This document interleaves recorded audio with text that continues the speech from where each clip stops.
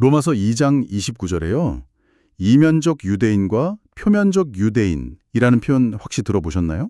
겉모습이 아니라 마음의 할례를 받은 사람이 진짜 유대인이다. 어찌 보면 아주 간단한 신학적 구분처럼 들리는데요. 오늘 저희가 받은 자료는 이 한 구절에 대한 해석이 이게 지난 2000년 동안 어떻게 세상을 바꿔왔는지 그 거대한 궤적을 추적하고 있더라고요. 로마 제국의 쇠퇴기부터 십자군 전쟁, 홀로코스트, 심지어 오늘날의 중동 분쟁에 이르기까지 이 해석의 역사가 정말 방대하고 때로는 좀 폭력적이기까지 합니다. 그래서 이번 분석에서는 이 개념이 신학자 아우구스티누스와 마르틴 루터를 거치면서 어떻게 변형됐는지, 또 그에 대한 반작용으로 어떤 새로운 흐름이 나타났는지, 그리고 이 모든 것이 21세기를 사는 우리에게 어떤 의미를 갖는지 한번 깊이 파고들어보죠. 자, 그럼 바로 한번 파헤쳐 볼까요? 로마서에서 말하는 이면적 유대인, 이 원래 의미는 대체 뭐였을까요? 네, 그 본래 구절의 맥락을 보면요. 유대인하고 이방인, 그러니까 비유대인을 동일한 잣대로 심판한다는 내용이었어요. 아, 동일한 잣대로요? 네. 율법 조문이라던가 외적인 할례 의식 같은 표면적인 것보다 마음으로 율법의 정신을 지키는 이면적인 게 더 중요하다. 이게 진정한 유대인의 조건이다. 이런 의미였죠.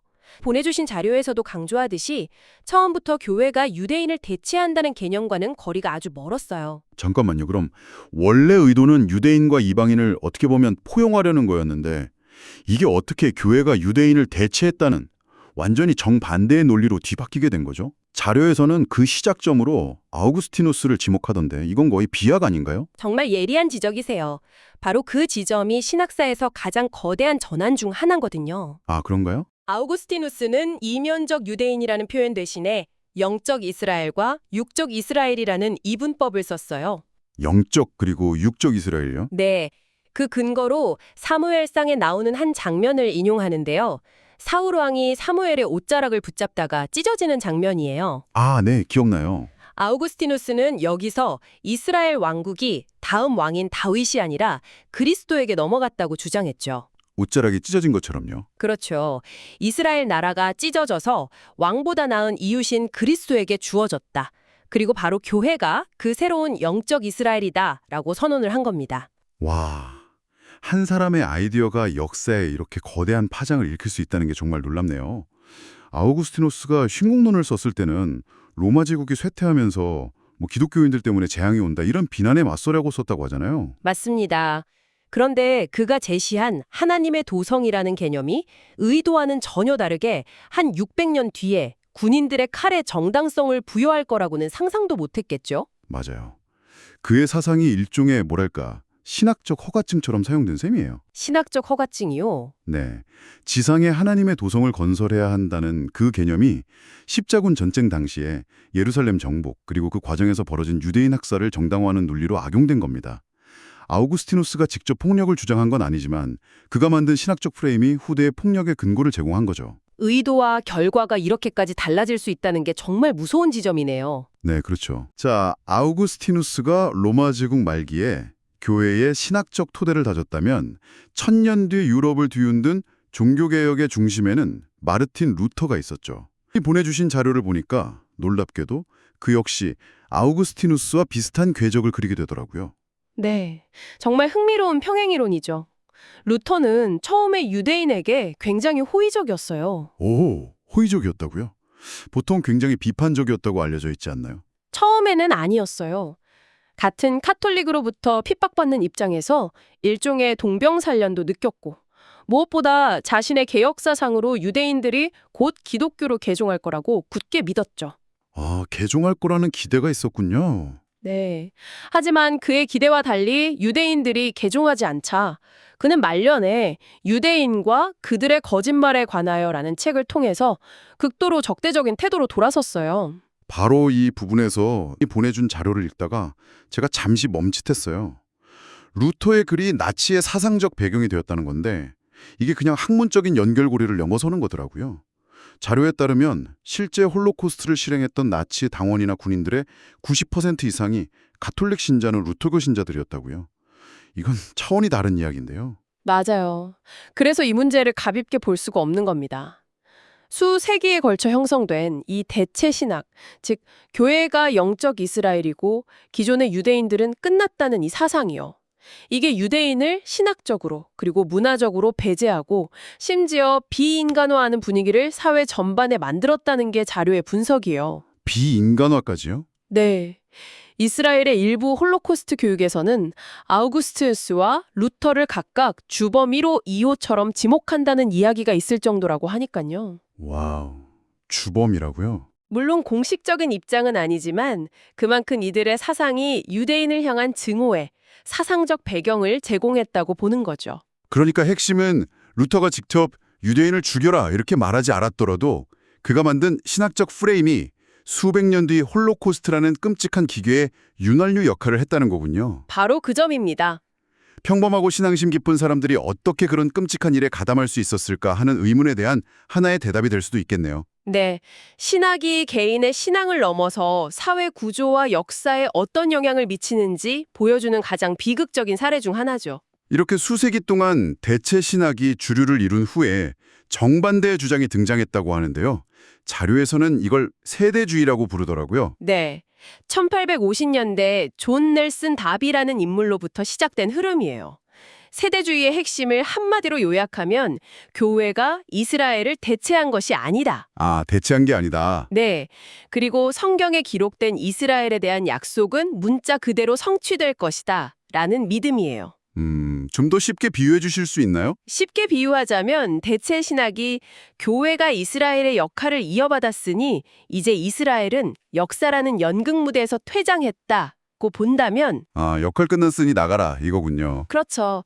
근데 세대주의는 아니다. 이스라엘은 여전히 주연 배우고 교회는 잠시 다른 막에 등장한 것뿐이다. 이스라엘의 이야기는 반드시 원래 각본대로 끝난다고 주장하는 것과 같아요. 와, 그 비유를 들으니까 개념이 확실히 잡히네요. 이스라엘을 다시 무대의 중심으로 되돌려 놓은 거군요. 그런데 당신이 보내준 자료에 따르면 이 흐름에 기름을 부은 마치 미래를 예언한 것처럼 보인 책도 있었다고요. 맞아요. 바로 1917년판 스코필드 주석 성경이에요. 스코필드 주석 성경이요? 네, 세대주의 신학의 주도적 인물이었던 스코필드가 쓴 이 주석 성경은 이스라엘이 국가로 회복될 것이라는 주석을 달았어요.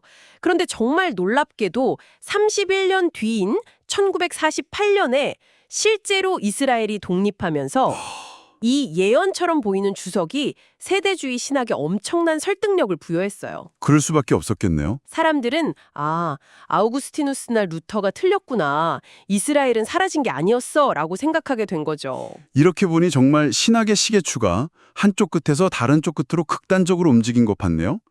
이스라엘을 아예 지워버리려던 해석에서 이제는 이스라엘이 모든 것의 중심이 되는 해석으로요. 그런데 당신이 보내주신 자료를 보면 이 새로운 해석이 과거의 문제를 해결한 게 아니라 그저 새로운 문제를 낳았다고 지적하고 있죠. 정확해요. 시계추가 반대편 극단으로 완전히 넘어가 버린 게 문제예요. 과거에는 이스라엘을 완전히 지워버리는 해석이 문제였다면 이제는 모든 것을 이스라엘 중심으로만 보려는 경향이 나타난 거죠. 구체적으로 어떤 문제들인가요? 당신의 자료는 크게 세 가지 문제를 지적하고 있어요. 첫째는 이스라엘 중심주의예요. 이스라엘 중심주의? 네, 성경을 이해하는 것을 넘어서 세상의 모든 사건을 이스라엘의 관점으로만 해석하려는 경향이죠. 그리고 둘째는 종말론에 대한 집착이고요. 종말론이요. 세대주의는 천국과 이스라엘이 회복될 천년왕국을 동일시하는 경향이 있는데 그러다 보니 미래에 올 천년왕국이 교리적으로 더 중요해지는 거예요. 그러다 보면 그 결과 휴거니 666이니 하는 종말론적 사건에 과도하게 집중하고 좀 현실 도피적인 성향을 보이기도 한다는 거죠. 그리고 세 번째 문제가 바로 오늘날 가장 논쟁적인 지점인 현대 이스라엘 국가에 대한 무비판적 지지로군요. 그렇습니다. 이스라엘 하마스 정쟁 같은 상황에서 이 문제가 특히 두드러지는데요. 예를 들어 성경에 너를 축복하는 자에게는 내가 복을 내리고 너를 저주하는 자에게는 내가 저주하리니 같은 구절이 있거든요. 네네. 이 구절을 오늘날의 세속적인 이스라엘 국가에 그대로 적용해서 그들의 모든 정치적, 군사적 행동을 무조건 옹호하는 경향이 나타난다는 거예요. 당신이 강조한 이 대목을 보면 이게 과거 이스라엘의 잘못을 신랄하게 비판했던 구역의 선지자들과는 얼마나 대조적인 태도인지 알 수 있죠. 아, 그러네요. 선지자들은 이스라엘이 잘못했을 때 누구보다 강하게 비판했는데 말이에요. 바로 그겁니다. 힘의 균형이 바뀌었을 때 같은 원칙을 어떻게 적용해야 하는지에 대한 문제군요. 자료에서도 과거 이스라엘이 나라 없이 핍박받을 때는 그들을 돕는 것이 타당했지만 지금처럼 강력한 군사력을 가진 국가가 되었을 때도 무조건적으로 옹호하는 것이 과연 성경적인가 하는 질문을 던지고 있고요. 바로 그 점이에요. 잔류는 현재 이스라엘의 회복이 성경에서 말하는 천년 왕국이 아니라고 분명히 선을 긋고 있어요. 아, 그건 아니다. 네, 그리스도가 왕으로 있지도 않고 국민 과반수가 무신론자인 세속 국가라는 거죠. 오히려 구약의 선지자들처럼 지금의 이스라엘이 저지르는 잘못에 대해서는 비판적인 목소리를 내는 것이 더 성경적일 수 있다는 관점을 제시하는 겁니다. 로마서의 한 구절에서 시작된 오늘 여정은 아우거스티누스의 영적 이스라엘 개념부터 홀로코스트의 비극, 그리고 그 반작용으로 나타난 현대 세대주의의 문제점까지 짚어봤네요. 하나의 해석이 얼마나 거대한 역사적 파장을 일으킬 수 있는지 정말 생생하게 볼 수 있었습니다. 으로 숭배하는 대신에 로마서의 핵심 주제인 그리스도 예수 안에 있다는 것이 무엇인지 다시 깊이 이해하는 길을 그 해법으로 제시하고 있고요. 오늘 분석을 마무리하며 당신이 생각해볼 만한 질문을 하나 던지고 싶어요.